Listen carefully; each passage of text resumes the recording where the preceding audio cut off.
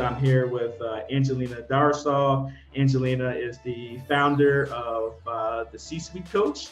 And what they do is transform careers. So get engaged, get a strategy, get a fresh look at your goals, and get a coach. And she is the person to do all of those different types of things. If you like this interview, I'm sorry, you have something to say? I was going to say, and I'm not the only person. One thing that I want to make sure is really clear is while I am one of the coaches that C Suite Coach has, we have almost 20 coaches now just for career professionals and folks looking for leadership coaching. With the digital coaches program that we run, we have another set of 10 coaches. So we are fully available to help with a variety of leadership, career, and small business needs and have the resources to help you do that. So don't feel like it just has to be me. I have coaches with PhDs, with decades of work experience, with decades of experience running businesses, and we're really primed and ready to help other professionals and other entrepreneurs really grow. Yeah, wonderful. And we're going to get into that right now in the last segment. I want to talk a little more about actionable things that people can do to grow their careers. But before we do, please make sure that you like this video. It will really help out with the Google algorithm so that more and more people can see, what it is that we're talking about today. Also, please go ahead and share this video, and make sure if you haven't subscribed to our YouTube channel yet, please go ahead and subscribe to our YouTube channel. We will really appreciate that so that you can get more interviews like the one I'm doing today with Angelina. Let's talk about action. As Marshawn Lynch says, I'm all about an action, boss. Right? One of my favorite quotes of all time. So let's talk about action, both from a corporate career perspective in terms of how someone can grow from that perspective, and then also from an entrepreneur's perspective, things that they can be doing to make sure they are taking advantage of all the opportunities for growth as well.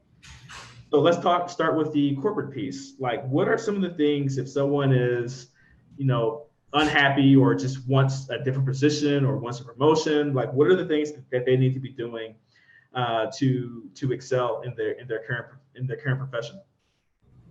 Really work on your self-awareness is one action that you can take, because if you have something that you want and for whatever reason you're not achieving that, then there needs to be a look first before we look externally and examine what are the factors. We also want to look inside and see if there's anything else we could be doing. I believe that's really the best place to start, because once we have identified if we've exhausted all of the things that are within our control, then we're able to make better decisions about if we need to change our environment.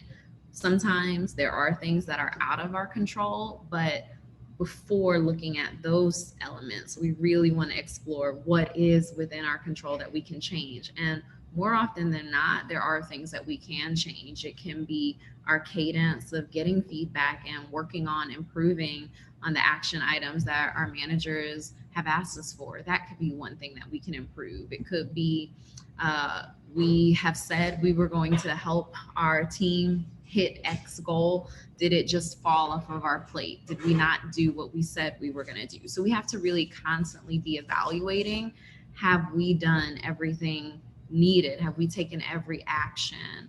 Are we consistent in how we're showing up before we start to look at, does this environment need to change? So that would be the first thing I would recommend.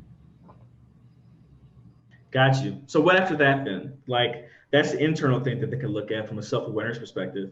Let's talk about externally in terms of once you've done that, what do you do to position yourself to get these new opportunities?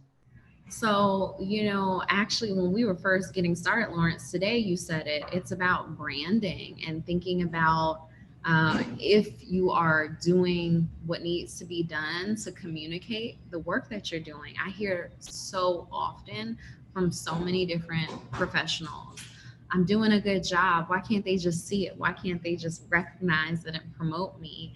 And unfortunately, it doesn't work that way. We do have to broadcast. We have to get very comfortable with self-promotion and sharing our accomplishments, because if you think you're busy, guess who else is busy? Your manager, your team, people who are influential in your career. So you have to make sure that the work that you're doing is staying on their radar. So when it is time for them to think about who gets this next opportunity, sometimes that next opportunity could be a promotion, but sometimes it's those things that lead up to a promotion. Who gets invited to this meeting with this target client? Who gets invited to these dinners where certain conversations are happening and information is exchanged?